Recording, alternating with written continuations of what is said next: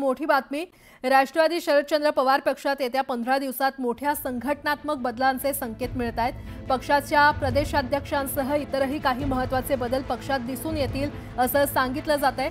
तर प्रदेशाध्यक्ष पदासाठी जयंत पाटील, राजेश टोपे यांच्यासह शशिकांत पाटील यांच्या नावाचा विचार केला जात असल्याची माहिती मिळते।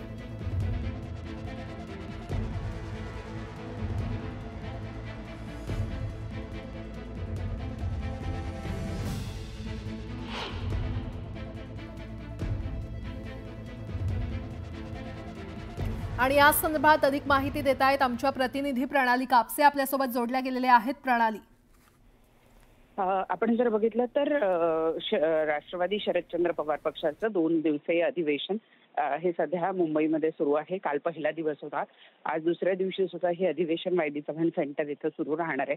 कालच्या एकूणच जर आपण बघितलं तर काल दिवसभराच्या वेगवेगळ्या संघटनात्मक बैठकींमध्ये शरद पवार यांच्या वतीनं संघानं जे काही काम विधानसभा निवडणुकीमध्ये केलं त्याचं कौतुक करण्यात आलेलं आहे की त्यांनी संघटनात्मक पद्धतीनं ज्या पद्धतीनं महायुतीला मदत केली त्याचा परिणाम म्हणून महायुतीला इतकं घवघवीत यश मिळालं अशा पद्धतीनं त्यांनी केलेलं आहे। तर दुसरीकडे त्यांनी हे सुद्धा मान्य केलेलं आहे की लोकसभा निवडणुकीमध्ये महाविकास आघाडीला जे यश मिळालं त्यानंतर महाविकास आघाडीनं फारसे काही प्रयत्न केले नाही, या उलट महायुती मात्र जोमाने कामाला लागली। त्यांनी संघटनात्मक बांधणी खूप चांगली केली आणि त्याचा परिपाक म्हणूनच त्यांना एवढा मोठा विजय हा प्राप्त झालेला आहे असं त्यांनी कालच्या बैठकीत सांगितलं।